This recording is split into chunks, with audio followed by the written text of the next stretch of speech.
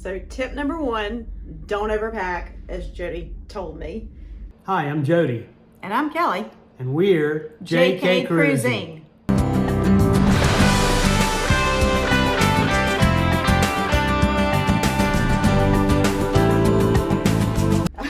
Tip number two is these lovely little things for your cell phones.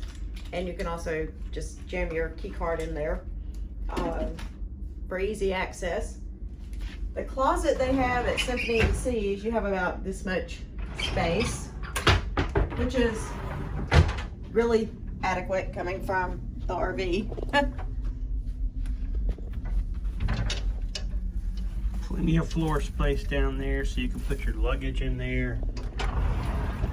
Which brings me to tip number three, rolling duffel bags, because you can shove them up under the bed. Collapsible rolling duffel bags. Yes. These things are a lifesaver. That would be tip number 4. Buy a shower. It's a door. It's a door. Over the door shoe storage. Over the door shoe storage. And we found it on Amazon for I think about $15, but it is a lifesaver. All your bathroom and all of your, different kind of wet naps and things that you like to have during the day to refresh your face, lotions, all that kind of stuff. And we want these things this year to secure our beach towels to the chairs rather than the clips, because we found the clips were in the way all the time, and if you hit them they break. But these things are great, and we found them on Amazon too. We have a shower. We have a clothesline hung up in the shower, dry the swimsuits and things like that. Just a bungee kind of cord with some clips on it, and you can just hang it over the door and in through the shower, across the shower head, and you're good to go. Yep. And of course the bathroom doesn't give you that much room, but that extra storage is great. And then you have a set of drawers, a little mini fridge. And then the next tip, Jody's bring your little power brick so you can plug it in and have all your stuff charging at night. They'll give you a couple USB plugs, and then you'll have some 110s and then some non-US connectors. So for us, we're doing some diving on this trip, so we bought a dry bag, and we bought a small little bag for dirty clothes, things like that. Wet stuff to take back. Exactly. And then a small beach bag to take towels and stuff to the pool. We brought our own towels, which actually I laugh about that, because today 2 gentlemen got in a fight over beach towels. So we bought our own beach towels so nobody takes ours. We honestly thought we were going to see if there was a brig in the we'll show you the duffel bags we bought. It's just a dual wheel, but you can see there's space under the bed there to store stuff. So those collapsible duffel bags just allow you just to fold it all down and we shove bought it in. Walmart for $50. Yeah, $30-40, yeah. So I think they were 58, but yeah, they store up under there rather than having to store hard luggage somewhere. So that works out really great. Okay, to recap our tips. Tip number 1, don't overpack. Seriously, I bought 4 or 5 dresses, some shorts, and 2 swimsuits, and I've had more than enough here. Tip number 2 is the cell phone charging blocks. They do have a couple of USB ports and some 110s, but it's not near enough. Make sure you bring these kind of power bricks so you can. Yeah, when you get off the boat and spend all day while in you're a in port, yeah, you'll run out of battery quick when you're taking pictures and things like that. Tip number 3 was the shoe holder for over the bathroom door. We give you a view of it easy. To hold your toiletries and things like that, since you don't have much storage room in the bathroom. We bought the little bungee things for the chairs outside to hold our towels on them rather than the little clip thingies. Let's see, we have a clothesline in the bathroom, which you know, used to dry all the wet bathing suits and stuff like that. The rolling collapsible duffel bags, and then a small beach bag, for Wet stuff on the way home, and a dry bag since we're doing a lot of diving with us with this trip. Oh dear. And then, oh yeah, if you do dive on a trip, be sure to bring your own mask. I mean, they provide them, but I'd rather have my own. Let's see, and then what else? Tip number 10, sunscreen.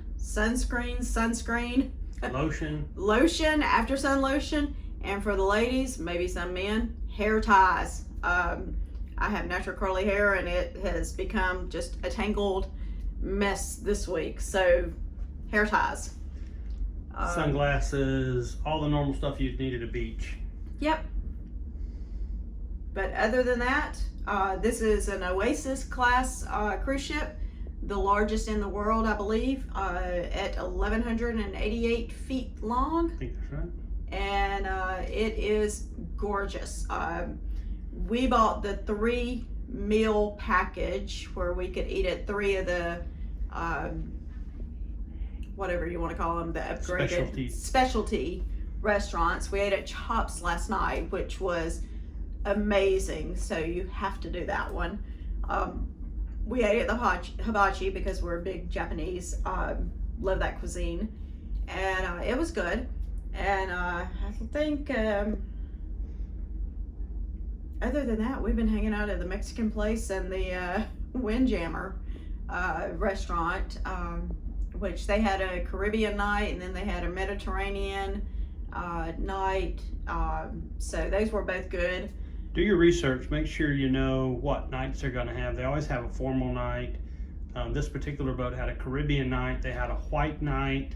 And they had a 70s night. And they had a 70s night. So and we knew about the formal night before, but we didn't know about the other nights. And we opted not to do the formal night. But we didn't know about the all white night and the Caribbean night, so we kind of missed out on those. But last night, the 70s night, was really fun, seeing a bunch of the people on the promenade dressed up in the 70s stuff. It was really fun. And then I think tonight is Dress Your Best night, which we're not going to attend because we're going to a movie and then to hibachi. So try hibachi for a second time. Yeah, because you know it was good. So we're going for a second time. And the next tip that I will give you, not necessarily can do it. You can't necessarily do it before you get on board, or at least they didn't allow us to. But as soon as you get on board, open your app and start making your reservations for the things you want to do. Because if you don't do that, you're going to miss out on a lot. And what they did with us is they blocked out all the restaurants, so you had to actually physically go see a person to get the reservations made. You couldn't do them through the app. But block out schedule all your shows, everything else that you want to do as soon as you get on the boat. Yeah, as soon as you get on the boat, if you see lines starting to form around certain areas, you probably ought to ask exactly what that line is about, just so that you know if you need to get in that line or not. Yeah, we got in one line that was for the dinner reservations, and they told us to go get into another line. We got in that line, which was pretty long, and the Mad Hatter came around. The Mad Hatter came around, grabbed us, and took us to another line, which was only one person deep, and we were able to get into making our dinner reservations really quickly that way. So several different areas do the same thing in the ship, just don't necessarily get in the longest line. Right. But yeah, do that just as soon as you get on board. Be sure if you're going to have a day at Cocoa Bay or one of the other cruise lines facilities or private islands, that if you want reserved seating, or to be under an umbrella or have chairs at the beach, or even one of the more luxurious sort of cabanas that they have out on the over the water, book those as soon as you book the cruise. Yeah, as soon as you book the cruise. Don't wait till you get on the boat to think you're going to get a spot at those places. Yeah, because you we won't. booked this cruise 2 months ago, and all the seats at the beach were already sold out. Right. So be sure to do that as soon as you book. All right. Well, we're gonna go catch a movie and then late supper. All right, and we'll see you guys soon. We're going to make some more videos, and we'll talk to you soon. See ya. Bye.